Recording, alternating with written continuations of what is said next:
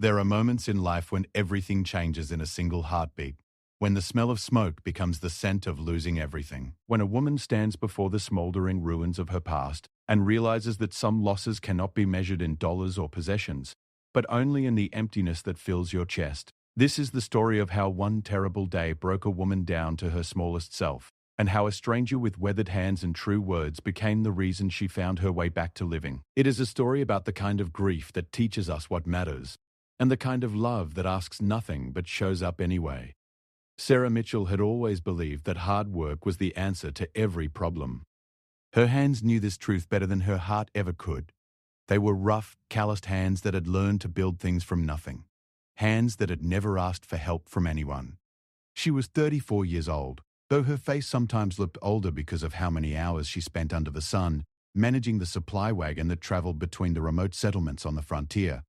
That wagon was not just her job, it was her independence, her proof to everyone that she did not need a man, did not need a family back east, did not need anything but her own determination and strength. The wagon was painted a faded blue color, though most people had stopped noticing its color long ago and just called it Sarah's wagon.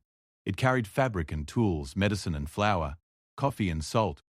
It carried the things that kept people alive in places where the nearest town was sometimes 3 days away. Sarah knew the routes by heart. She knew which families needed supplies during which seasons. She knew which children were sick, and which farmers faced hard times. In a strange way, that wagon was not just carrying goods, it was carrying connection between lonely places, and Sarah felt the weight of that responsibility in every mile she traveled. On the morning of the fire, Sarah had started her journey before dawn. As she always did, the sky was the color of iron, and the wind was moving across the plains in a way that made her uneasy. She could feel it in her bones, that particular kind of restlessness that comes when weather is about to change. But Sarah had faced weather before. She had crossed flooded rivers and navigated through dust storms. She had learned long ago that fear was just another kind of wind. You could brace yourself against it and keep moving forward. That morning she tied her horse to the wagon and settled into her seat, letting the familiar rhythm of the wheels and hooves become her meditation as the sun began to rise. She was making good time. The route she was taking passed through a section of the plains that was less populated than the areas she usually traveled, but there were 3 families she needed to reach, and they were counting on her supplies. Sarah had promised Mrs. Eleanor Thatcher a shipment of fabric and needles because Eleanor's daughter was getting married, and there would be a celebration at their homestead. Sarah had promised the Johnson family medical supplies because old Mr. Johnson's arthritis was getting worse with the cold months approaching. And she had promised Thomas and Mary Chen a box of seeds for the new garden they were planning to plant in the spring. These promises were not casual things. In the frontier, your word was often the only law that mattered, and Sarah's word had never been broken. Around midday, she stopped to rest the horse and eat some bread and dried meat. She sat on the back of her wagon and looked out at the landscape that stretched in every direction, endless and golden. There was a kind of peace in these moments, when she was alone with her thoughts and the vast sky above her. She thought about the life she had built out here, away from the cities where people judged you for being a woman doing a man's work. Out here, people cared about what you could do, not what you looked like or whether you fit into their ideas of how life should be lived. Out here, Sarah was free. The wind was picking up strength as the afternoon wore on. Sarah noticed this and became alert. She checked the tightness of the canvas covering her supplies. She made sure everything was secured well. She had learned long ago that the plains could be brutal without warning, and she was always prepared. But the wind did not seem angry today. It was warm and strange, carrying with it a smell that made Sarah think of lightning. She had smelled lightning before, that particular burnt electricity that filled the air before a big storm. She quickened her pace, hoping to reach the nearest homestead before the weather turned dangerous. What she could not have known was that lightning had already struck, miles away to the east, in a section of dried grass that had not seen rain in more than 2 months. That small fire, barely noticeable at first, was being pushed by the wind in her direction. That small fire was growing into something much larger, feeding on the dry grass and the branches that lay scattered across the plains. That small fire was about to change everything about Sarah's day, and everything about her life. The first sign came as a darkening of the sky. Sarah looked to the west and her heart stopped. A column of smoke rose above the horizon, black and thick and terrifying. It was moving toward her. She could see it now with the clarity of someone who understands that danger is not abstract. It is real and it is coming. Sarah's mind moved quickly through her options. She could try to outrun the fire, but the fire was moving faster than a wagon could travel. She could try to go around it, but she did not know how far it extended. She could look for water, could try to find a river or a creek where she might be safe. She turned the wagon north, away from the smoke, moving as quickly as she could without losing control. The horse sensed the urgency and moved faster, hooves pounding against the ground. Sarah held the reins tight, her eyes never leaving the smoke behind her. It was growing larger, spreading across the sky like something alive and hungry. The temperature was rising. The air was becoming harder to breathe. And then she heard it, the sound of fire, a roaring sound like nothing else in nature, a sound that carried with it the knowledge that she was in real danger. Sarah knew there was a small creek about 2 miles to the north. She had passed it many times on her routes. It was not much, mostly just a trickle of water cutting through the earth. But it might be enough to save her. She pushed the horse harder, feeling the desperation in every muscle of the animal. Behind her, the fire was consuming everything. Trees were burning. The grass was burning. The sky was turning orange and red. Sarah could taste the smoke now, could feel the heat on her back. She was crying, not because she was afraid, but because she knew, with a certainty that cut deeper than any physical pain, that she was not going to make it. The fire caught the back of the wagon first. Sarah felt the sudden heat and heard the sound of wood beginning to burn. She had seconds to decide. She could jump and save herself, could run toward the creek and hope to outpace the fire on foot, or she could stay with the wagon and try to protect it, to save the supplies that people were depending on, to save the fabric for Eleanor's daughter's wedding, and the medicine for Mr. Johnson, and the seeds for the Chens. For a moment she hesitated, and that moment was long enough. The fire was too fast, too powerful, too complete. It consumed the wagon like it was nothing. And Sarah, in a desperate last moment, jumped. She hit the ground hard, rolling away from the burning wagon. The pain in her shoulder was immediate and stunning, but she kept moving. She moved toward where she thought the creek should be, moving through smoke so thick she could barely see, moving through air so hot it felt like breathing fire.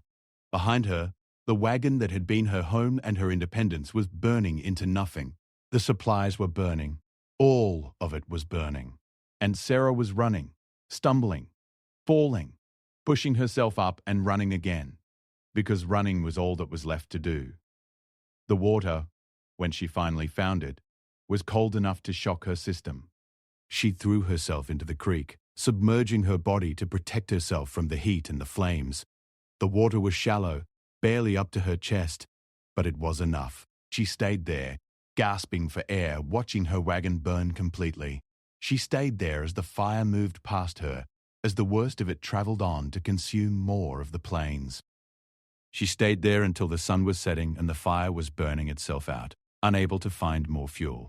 When Sarah finally pulled herself out of the creek, she was a different person than the one who had jumped into it.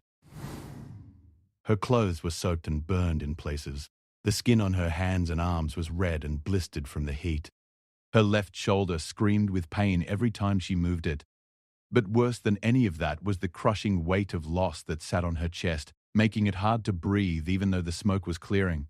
Everything was gone. The wagon, the supplies, all of it. Gone.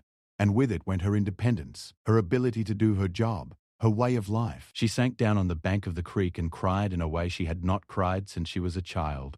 She did not see him at first because grief had closed her eyes to everything around her. She did not hear him approach because her own sobs were all she could hear. He appeared like something from a dream, a man on a horse riding through the burned landscape with the sun setting behind him. He was tall, with the kind of posture that comes from years of living in a saddle. His clothes were covered in dust and ash. His face was weathered in the way that comes from years of working under the sun. But it was his eyes that mattered most. They were kind eyes, concerned eyes, eyes that understood immediately that he was looking at someone whose world had just ended. His name was James Coulter, and he had been riding through the area when he saw the smoke. He had tried to ride around the fire, but it was moving faster than he expected. He had finally found shelter in a rocky area to the east and waited it out. When the fire had passed, he had ridden back, hoping to find survivors, hoping to help if he could. What he found was a woman sitting on the bank of a creek, soaked and burned and broken in a way that could not be measured in physical wounds alone. "Ma'am," he said, his voice gentle. He dismounted from his horse slowly, moving carefully so as not to startle her. "You're hurt. I need to help you." Sarah looked up at him, and something in her broke open even wider. She shook her head, not in refusal, but in the way that people move their heads when they are trying to wake up from a nightmare and cannot. "My wagon," she whispered. "Everything." "I know," he said, and those two words contained more understanding than Sarah would have thought possible. "I know. But right now, we need to get you somewhere safe. We need to get those burns treated. Can you stand?" He did not wait for her to answer. He simply reached down and extended his hand. Sarah looked at that hand. Weathered, strong, honest, and she took it. As his fingers closed around hers, she felt something shift inside her. It was not comfort, not yet. But it was the beginning of something. It was someone saying without words that she did not have to carry this alone. And in that moment, standing in the middle of the burned landscape with everything she owned turned to ash, Sarah began to understand that sometimes the strongest thing a person can do is let someone else hold them up. James Coulter's homestead was a 2-hour ride from the creek where he had found Sarah. It was a simple place, built from logs and stone, with a wide porch that faced east so that the morning sun would reach it first. There was a barn, a small corral where horses could be kept, and a vegetable garden that had been put to bed for the winter. It was the kind of home that someone builds when they decide they are going to stay in one place, when they make peace with the idea of putting roots down. Sarah had never had a home like that. Her home had been 4 wheels and canvas, always moving, never staying long enough to gather dust. James helped her down from his horse in front of the house, supporting most of her weight because she was weak, and the pain in her shoulder was making everything difficult. He did not ask her permission or give her options. He simply guided her inside, into a main room that had a fireplace and a table and shelves lined with books and supplies. It was clean and warm, and it smelled like tobacco and leather and wood smoke. It smelled like a life lived with intention. "Sit here," he said, guiding her to a chair near the fireplace. "I need to get some water and supplies. I'm going to clean those burns." Sarah wanted to protest. She wanted to tell him she was fine, that she did not need help, that she could manage on her own. But the words would not come. The truth was that she was not fine. The truth was that she needed help more than she had ever needed anything in her life. And the truth was that something about this man, the way he moved with confidence, the way he spoke with certainty, the way he seemed to understand without being told, made it possible to let those walls down, at least a little bit. James moved through his house with practiced efficiency. He filled a basin with water from a large barrel he kept inside. He gathered cloth, salt, and a salve that he had made himself from plants and oils. He knelt in front of Sarah, and without ceremony or false comfort, he began to clean her burns.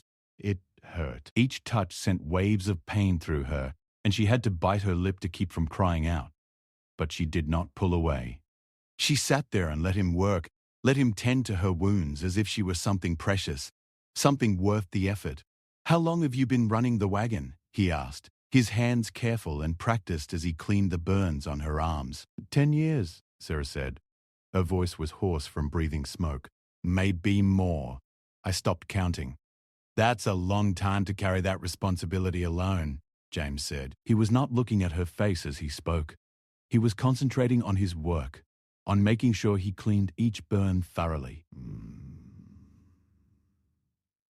A long time to be strong for everyone else. Sarah did not answer. She did not know how to explain that being strong was not something she had chosen. It was something that had been required of her. Her father had died when she was young, and her mother had been left alone with 4 children. Sarah had learned early that there was no one coming to save them, that if they were going to survive, it would be because she made it happen. She had learned that strength was not optional. It was survival. "I lost someone once," James continued, working on the burns across her shoulder. "I lost my wife. That was 8 years ago. She got sick one winter, and there was no doctor nearby, and it happened too fast.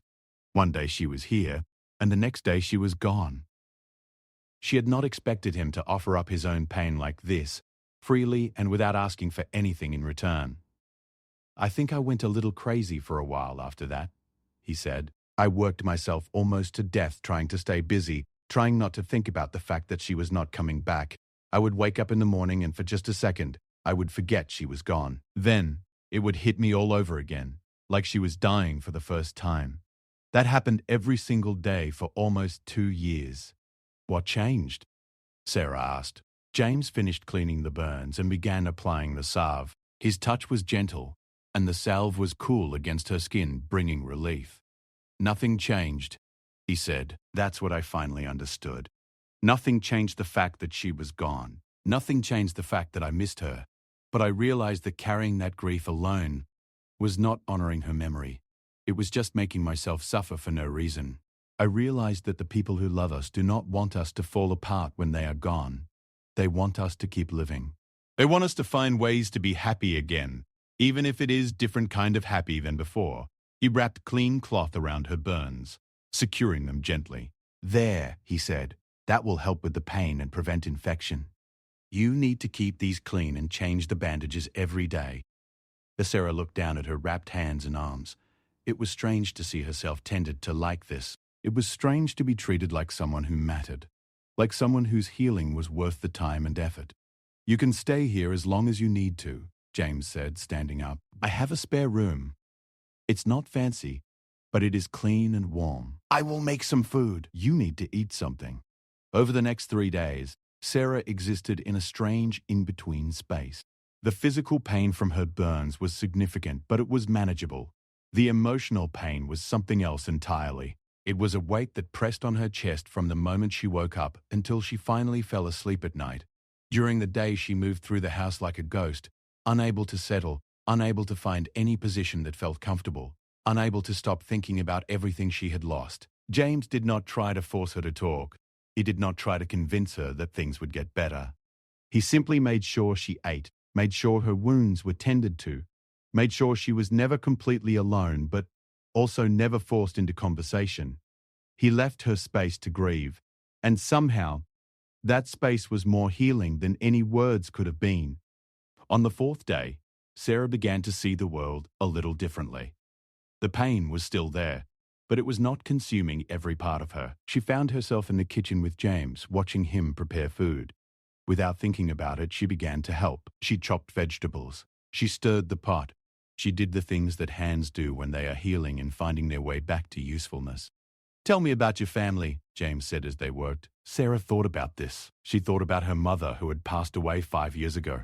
She thought about her siblings, who had all left the frontier and moved back east to civilized places with rules and expectations.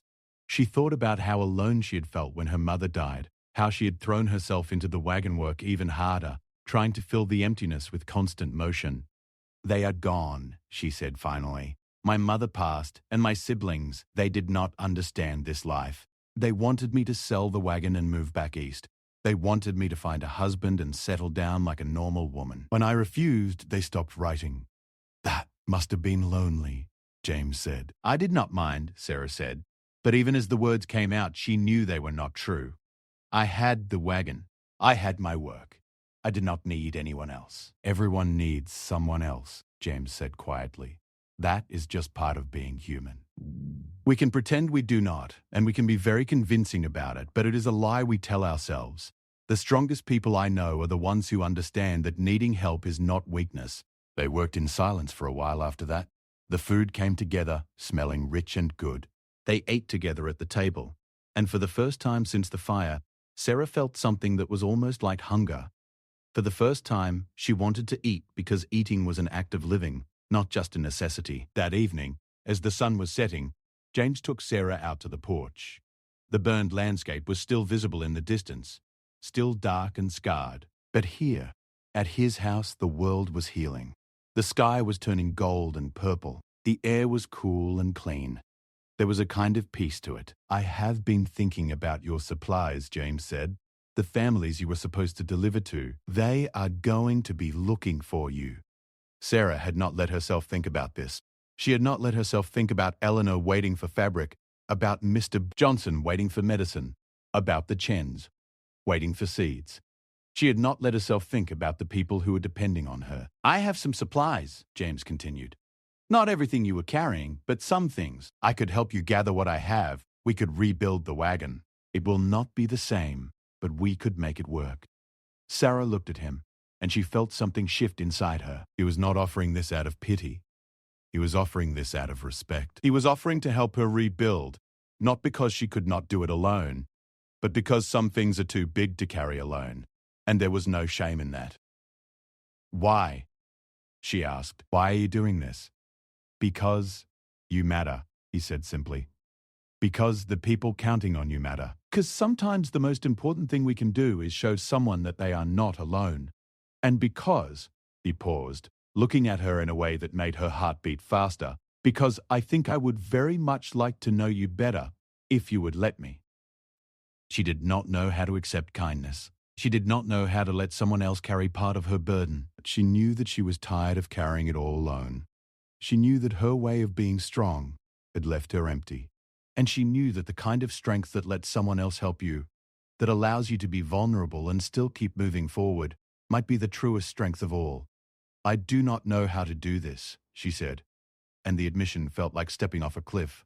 "I do not know how to accept help. I do not know how to let someone else matter to me." "You are already doing it," James said, and he reached out and took her hand. His hand was warm and steady. "You are here. You are healing. You are letting me help you. That is all anyone can do. That is all anyone has ever been able to do." Over the following week, something shifted in Sarah. She stayed at the homestead, and she and James worked together to gather supplies from the surrounding area. They borrowed cloth from a family 2 miles away. They traded with a doctor who lived near the next town for medical supplies. They gathered seeds from the stores of various farmers who understood what had happened and wanted to help. James had a friend who was a skilled carpenter, and together the three of them worked to build a new wagon frame from salvaged wood. It was not fancy. It was not the same as the old wagon, but it was sturdy and honest, and it had been made with hands that cared about it. And most importantly, it represented something that Sarah had never truly understood before, that some of the best things in life are built by people working together, not by individuals struggling alone. When the day came for Sarah to leave and deliver the supplies to the families who were waiting, James helped her load the wagon. Eleanor's daughter had already waited longer than expected for her fabric, and there would be plenty to do to prepare for the wedding. Johnson would need his medicine as the winter deepened. The Chens were eager to plan their garden for spring. All of these things still mattered.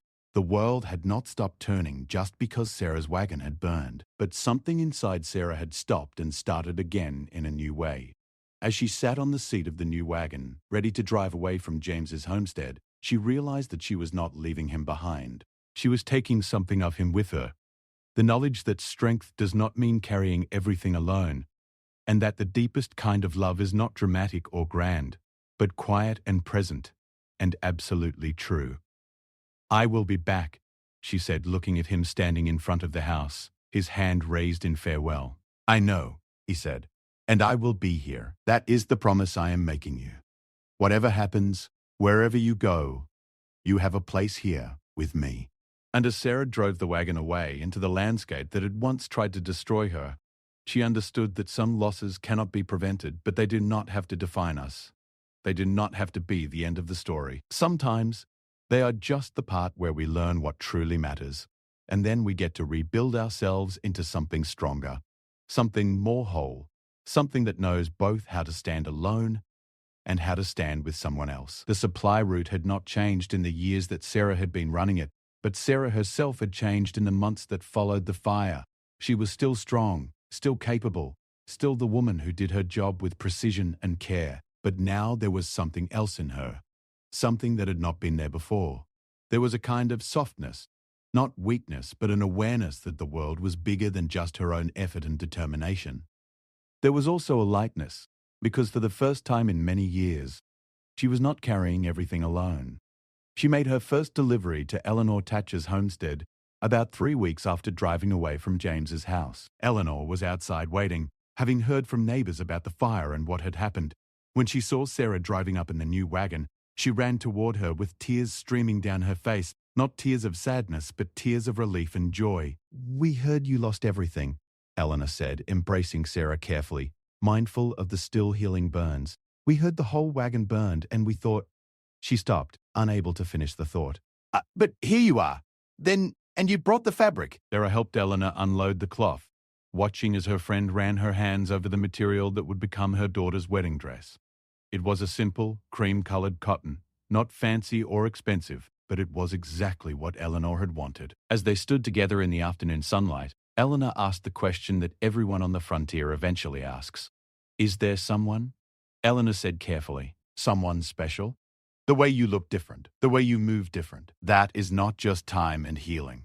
She had expected this question, but she still did not know how to answer it. How do you explain to someone else what you are still trying to understand yourself? How do you put into words the way that someone's presence can change everything about how you see the world? There is someone, Sarah admitted. His name is James. He found me after the fire. He saved my life in more ways than one.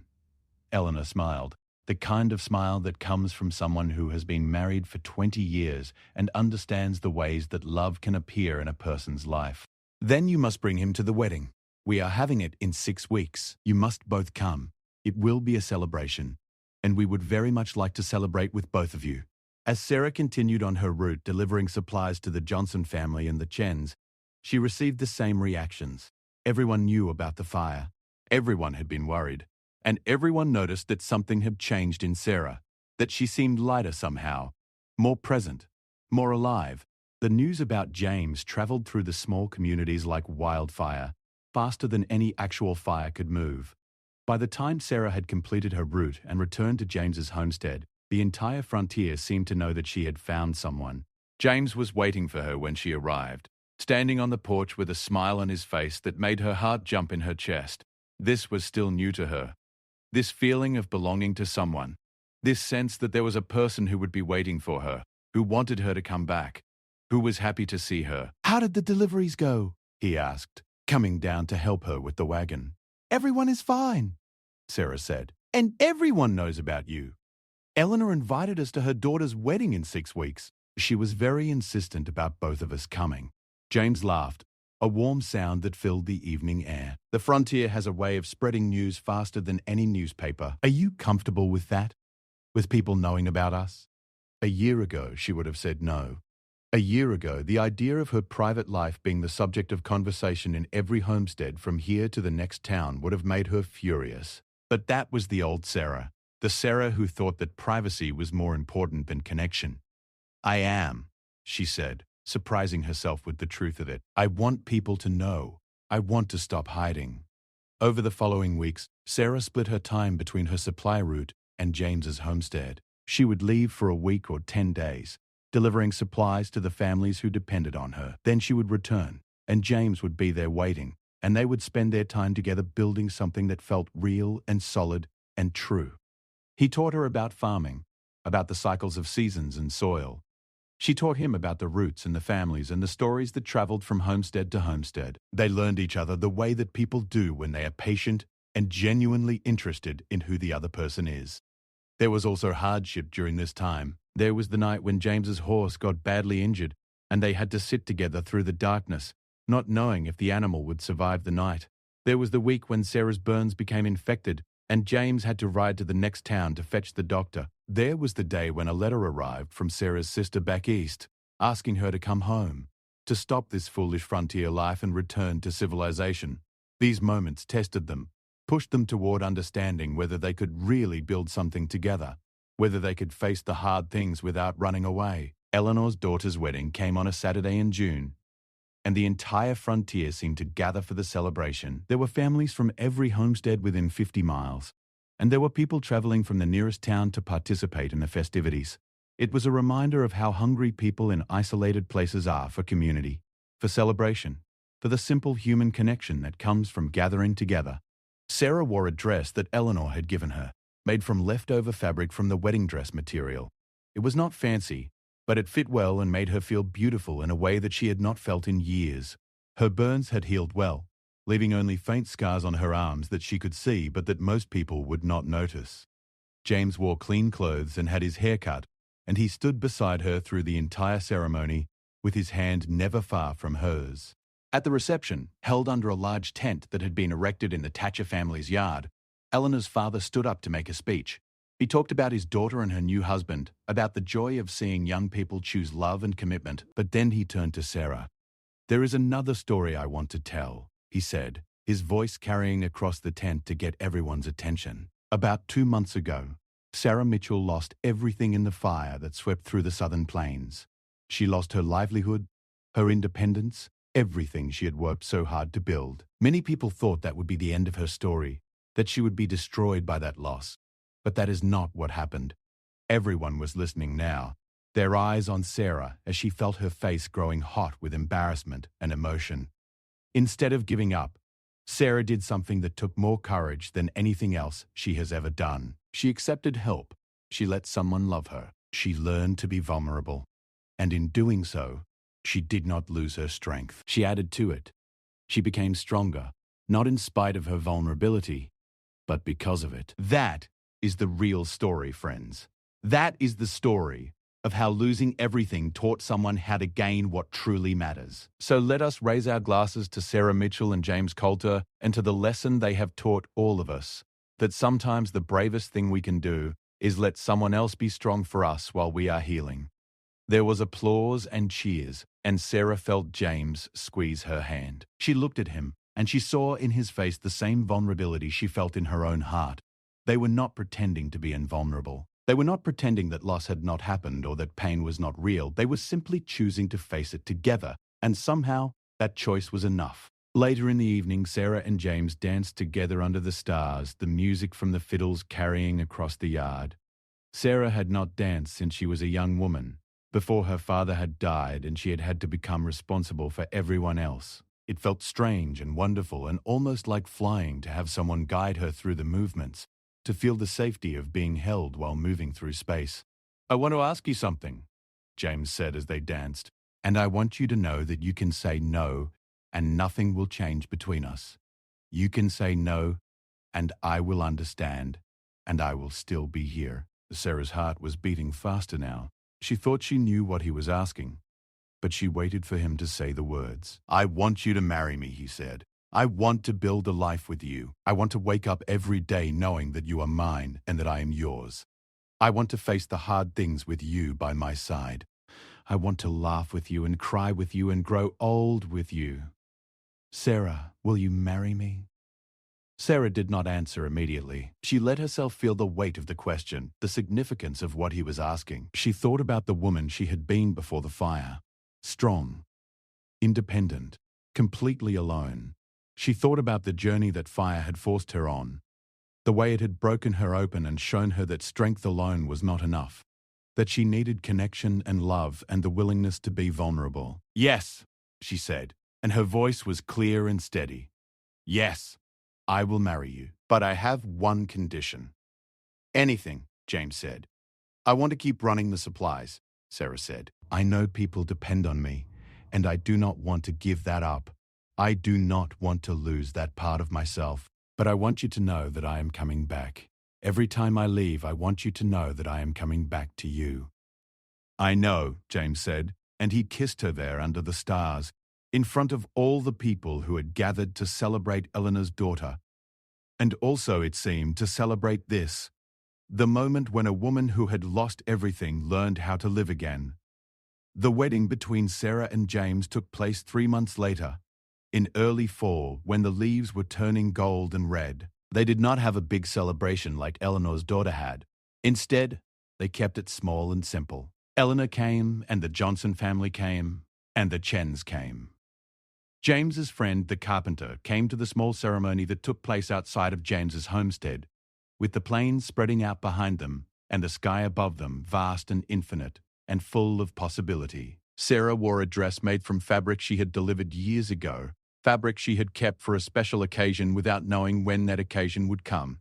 James wore the same clothes he had worn to Eleanor's daughter's wedding, which made Sarah laugh because it felt like their whole life together was being woven from the pieces of other people's celebrations and stories. They promised to love each other through the hard times and the easy times. They promised to be honest with each other. They promised to respect the person the other was becoming. These were not traditional vows, but they were honest ones, spoken by two people who understood the weight of promises and the necessity of keeping them. A year after the fire, Sarah and James were still building their life together. Sarah's supply route had been expanded to include James's homestead as a stopping point, which meant that deliveries came through their house more frequently. James had learned to help with the loading and unloading, and he had learned to listen to the stories that traveled with the supplies. Sarah had learned to slow down sometimes, to spend entire days at the homestead doing nothing but tending the garden or reading books, or simply sitting on the porch and watching the sunset. They had also started building something new. Sarah had drawn up plans for a small shelter along her supply route, a place where people could rest if the weather turned bad or if they were in need. James had helped her build it, and they had stocked it with supplies and blankets and a fireplace to keep people warm. It was Sarah's way of paying forward the kindness that James had shown her, the way he had sheltered her when she had nothing left. On the anniversary of the fire, Sarah and James stood together where the old wagon had burned, looking at the landscape that had recovered from the flames. New grass had grown in. Trees had regrown from their roots. The earth had healed itself, and with it, Sarah had healed too. "Do you ever wish that the fire had not happened?" James asked. "Do you ever think about how different your life would be if you had not lost everything?" Sarah was quiet for a long moment. It was a fair question, and it deserved an honest answer. The truth was that the fire had been the worst thing that had ever happened to her. It had taken her security, her independence, her sense of being in control of her own destiny.